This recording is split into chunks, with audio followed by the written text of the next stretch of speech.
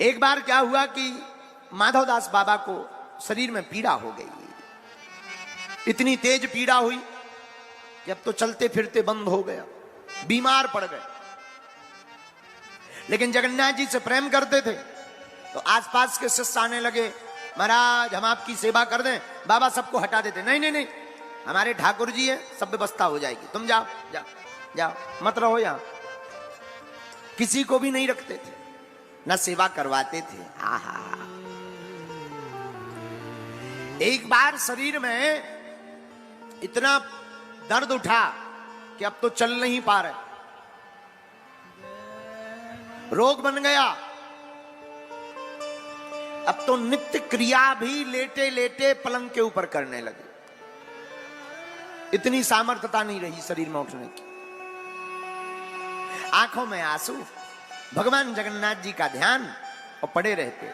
आहा हा, भगवान से नहीं रहा गया। भगवान नन्हे बालक का भेष बनाकर कई दिनों तक माधवदास बाबा की सेवा की।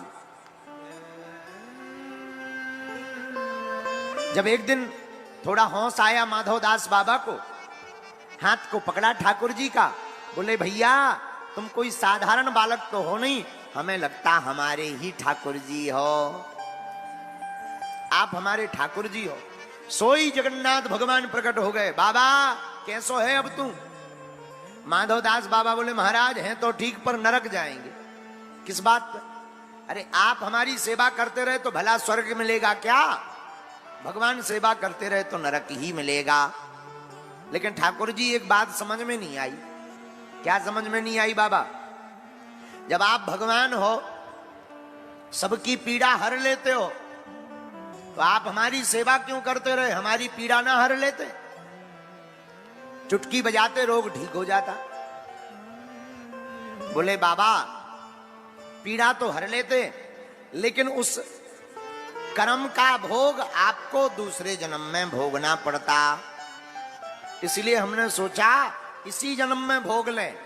अभी भी बाबा तुम्हारे 15 दिन बचे हैं, लेकिन अब उस दुख को आपको नहीं भोगना पड़ेगा। बाबा वो 15 दिन का रोग हम अपने ऊपर ले लेते हैं। आहा, श्री माधवदास बाबा की आंखों में आंसू आ गए। धन्य है प्रभु, इसलिए आपको सब भक्त वत्सल कहते हैं। भैया उसी दिन से आज भी जगन्नाथ जी हर साल 15 दिन के लिए बीमार पड़ते हैं। अपने भक्त की पीड़ा को शरीर पर ले लिया।